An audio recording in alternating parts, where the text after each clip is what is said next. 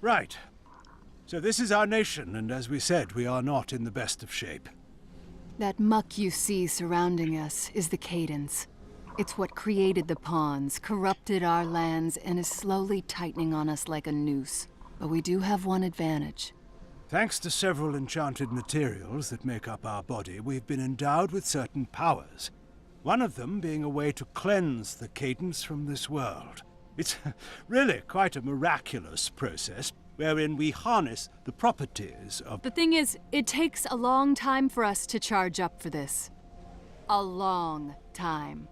All of the heroes you just commanded in battle will be long gone when we're finally ready. And with all that time still ahead, we need you to protect us. You will take charge of the nation, command its citizens worthy of becoming heroes, and ensure that the Cadence does not reach the capital. Now let's check out that keep you just saved. So, as you can probably guess, this strategy part is a lot more very much strategy, and this is where we get into it. In that your heroes actually will die of old age. And you'll see why in a bit, but it can be very heartbreaking for a hero that you've grown attached to die. So, but we'll get into this keep. The keeps. Bloodline forgers of the nation. The stonemasons did good work here.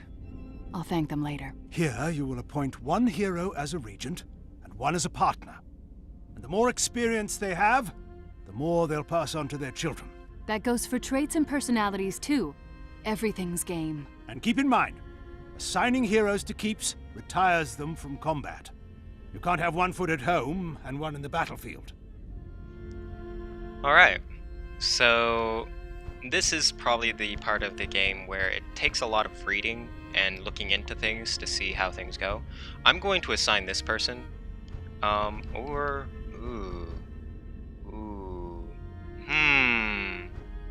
but they're 35. If I sign them now, see, this is the big thing, is that because this whole thing, it tells you the average fertility, their age, what level they are, their name, what type of unit they are. Because what this does is you can crossbreed units to get different types of unit types. And it'll show you once you actually select somebody to be the regent or the ruler of the region. I want to use this person because I want this bloodline to keep going. Plus it's Caberjack, and I like Caberjacks. She's also young, so that means a longer time of her ruling and a longer chance of her having kids. She's also level 2. However, I could choose this person who's a level 3, which will level up my their children faster, but long-term goals. I need to have hunters, caberjacks, and alchemists. However, from the looks of it, I might be a little screwed on trying to get alchemists in. That's a problem. Darn. Well, I've played this game a few times before. I know how to get alchemists in. It's simply the decision of which one do I want to start with first, and I've always found Caberjacks to be very useful. So we're going to go with Caberjack here. Now, traits, personality. The traits of your unit, or of the person you choose, can be passed down to their children, right? So her traits are sickly, so she has a tendency of being sick. Child tendency is daughters, which can be good or bad depending. From the looks of it, we have a lot of females, so this is not necessarily the most advantageous setup. But she's a quick study, which we can go into the details and see what each of these do. Sickly, decreased max HP. Child tendency, daughters, increased chance of having girls. For kids, quick study, increased XP gain. So hopefully quick study gets passed down to their children, but hopefully sickly doesn't. Now, personality, tranquil, increased accuracy. And personality can be passed down to the kids, but the regent has to live long enough for the kid to pick up on that personality. So we'll appoint her as the regent. Now that your regent is appointed, it's time to decide on a partner. Although this isn't an arrangement out of love, who knows? Maybe it'll turn into that. We've seen it happen. Personality, traits, experience, they're all important here. But just because this is an arrangement of necessity doesn't mean you should reduce these heroes to a pile of numbers either. They deserve better than that. So, as you just heard, traits, personality, and even experience matter. She's level 2, and the next level 2 person is 39. However, these two are both hunters and will give me a Shadowjack if I have them. And they're also both around her age. Now we can go into details and look up their traits. Strong-willed, personality is not influenced by parents or other trainees. So he's not affected by their personality. Child tendencies, sons, increased chance of having boys, which would be great for counteracting her ability for having girls. However, his rebellious personality traits run counter to those of parents and trainees, or trainers, and insightful, increased intuition. Now, if I use him, it might actually be a good thing. But we'll also check out his brother here. Reveler, often drunk or hungover, this hero drinks a little too much, a little too often. No, this guy seems more likely. So we'll have him be her partner. And hopefully, cross your fingers, hope that they actually decide that having children is a good thing, because if you mess this up, the chances of you having more heroes is fairly low,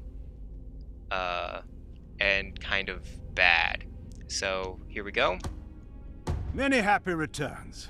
Let's give the newlyweds some privacy, eh? Yeah, so I just married them off. They can never return to combat. And they're both the same age, different amount of experience, but at least they are somewhat the same as their partner. They're nothing like each other, so let's face it. But hopefully we can get heroes It's a later. lot to take in, but you'll handle it, or your mind will become as cracked as our body. You'll be fine. Now then, please join us back at the capital so we can show you some of your other responsibilities. Yeah, so let's... And welcome back. You are here, right? It's a little hard to tell if you're still in your mind's eye or whatever. This is where your heroes return to after battle. From here, you may equip them with any skills or weapons they may have earned, as well as perform research. Basically, we can devote some of our power to help the war effort and the nation. Whether it's building new keeps, starting a Sage Rights Guild, or a Standards Crucible. Fun stuff. So this is the research area. If you've played XCOM, this is very familiar to you on research. So... Building more keeps is likely the most pressing option, as you'll be able to foster more bloodlines, but don't shun the other possibilities. With your approval, we can research weapons, potions, armor, and if the amount of time required dissuades you from researching something, consider the Sage Rights Guild. Any hero who joins the Sage Rights will hasten the time required for any pursuit. They will never see combat again. Keep in mind, most of our power is focused on charging up to cleanse the cadence, so we can only devote enough energy to research one thing at a time. That includes searching for new heroes. It takes a lot of effort to find people attuned with us, and it'll only get harder the more we do it. But choose whatever you want. So this is a very big, important decision, because you can only research one thing at a time, and it can be a big deal on what you choose, because sometimes you'd be like, I want to have this, but more pressing matter is to find more heroes because I only have like 3 in my roster of people I can actually use. So, yeah, I've run into that problem before. And it was all because of my strategy and the fact that I wasn't paying attention to it. So we're going to build another keep because we need more heroes. So, placing a building. Selecting a region to begin construction of a building. Outer regions are the first to be attacked and corrupted by the Cadence, but they offer a significant strategic and tactical bonus when you build there. So, for instance, I'm in this region. Empty region. Construct a building in this region to provide this bonus. Local guild, research. So I get a bonus to research time if I build a sage guild there. Construct a building in this region to provide this bonus. Alchemists plus intelligence. So they get a higher intelligence, which I believe for alchemists is a big deal. Inner regions, you can see construct a building in this region. They have no special things. But reduce construction time. Construct a building in this region to provide this bonus. Reduce construction time for other buildings, and this building in particular. Local crucible, training experience. And this one, hunters have a better dexterity. Because this one seems more reasonable, we'll have this. So, let's go. Oh, yeah, one more thing. The end of this war is not even a glimpse on our horizon yet, but your immortality gives us an advantage. The ability to step back and let time pass. You can start and stop this timeline at will, but we'll also stop it for you should something require your attention. Like a cadence attack. That is a probable possibility. So, yeah, as you can see, the end of the game is 300 years away. And 5 years, 219 days until the construction of that keep is done.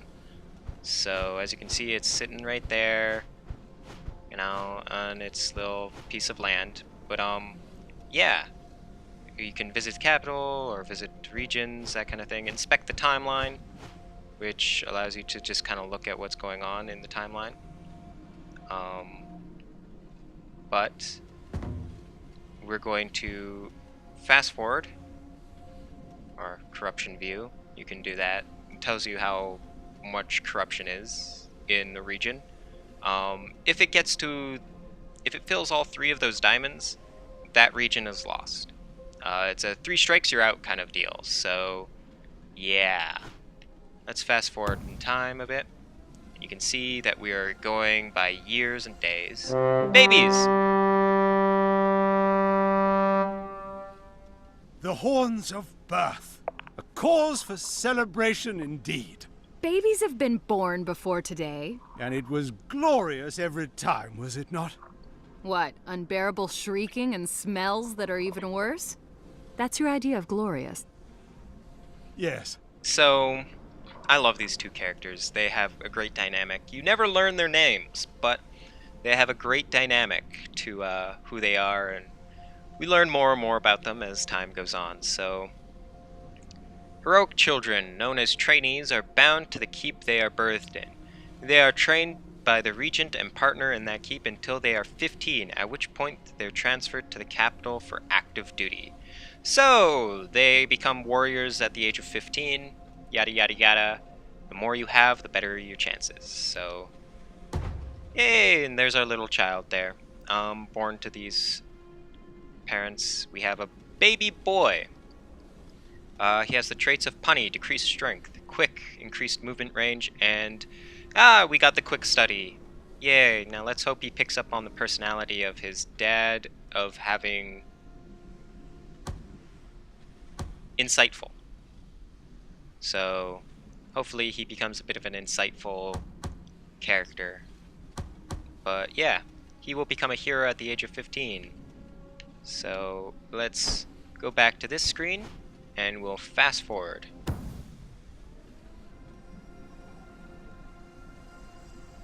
And this is probably... oh! It always feels weird accomplishing something without having beaten it into submission. Should have seen my books after I was done with them. Yay, one of our keeps is done. Research complete. A new keep has been completed. Marry heroes together to start a bloodline. So now we have the choice. Now, obviously, several years have passed, and our heroes have actually started to get older. Now, I'm going to put this person in. She's a little older, but she has a high fertility rate. Now, we're going to look at her details. Bountiful, increased chance to have children. Child tendencies, sons, increased chance of having boys. Quick, increased movement range. Reveler, often drunk or hungover. This hero drinks a little too much, a little too often. Tranquil, increased accuracy. Let's hope their kids pick up the quick, bountiful, and tranquil. And everything else can be kind of left on the sidelines if need be. But we need to choose a partner for this person. And he's an alchemist. Trick shot. Details. Personality, insightful. Hawkeye, increased sight range, longevity, longer lifespan. Sickly, decreased max HP. What about you? Longevity, longer lifespan. Impressionable, personality is strongly influenced by other heroes in combat. Hardy, increased max HP. Avenger, increased damage after the death of an ally. That is not exactly a personality trait that I want, but is good to have. Reveler, often drunk or hungover. This hero drinks a little too much, a little too often. Cocky, lowered evasion with a max health when at max health. So, yeah. I think we're gonna have this person. Damn. Looks like we're not gonna have anything involving alchemists. Shit. That just means that when I build another house, I'm going to have to find more heroes who can be an alchemist. But as you can see, this is big choices right at the beginning, and this is the strategy. I'm going with hunters and caberjacks at the beginning, and hopefully I can pick up some alchemists later. So we'll go for that. And let us go back. And we will pick another thing, which will be building a keep. This is a big deal. Now, I saw earlier one that had increased intelligence. That's training. That's dexterity. This is alchemist increased intelligence. So we'll build the keep for the alchemists there. And now we will fast forward again. Oop, more babies. Come on, you two. Oh, shit. Finally, some action! As you have no doubt surmised by now, it takes time for the cadence to create its pawns, so they're only able to attack every few years. Unfortunately, you cannot fight back multiple incursions at the same time. Our primary focus is charging up to destroy our enemy, and we can only allot enough of our energy to send out one group of heroes at a time. Pawns don't last long outside of the cadence either. So even if you win one battle, it'll be too late to fight the other. Choose wisely, and Blow the horns! So as you can see, Yeah! it tells you what kind of enemies will be there. If you've gone into XCOM's, combat system and tactics, this is very familiar to you. Ruptures and seeds. And the reward is 1.5 times experience with a successful mission. And then we have cadence types, ruptures and seeds, so same thing, enemy types. But our reward is a 25-year-old male hunter, level 1. To be honest, because we've already built a keep, we've already got, our people in there, and we've only just started building a new one, we're going to go with this one simply because the amount of experience points is going to be useful for starting up characters and that. So we're gonna grab this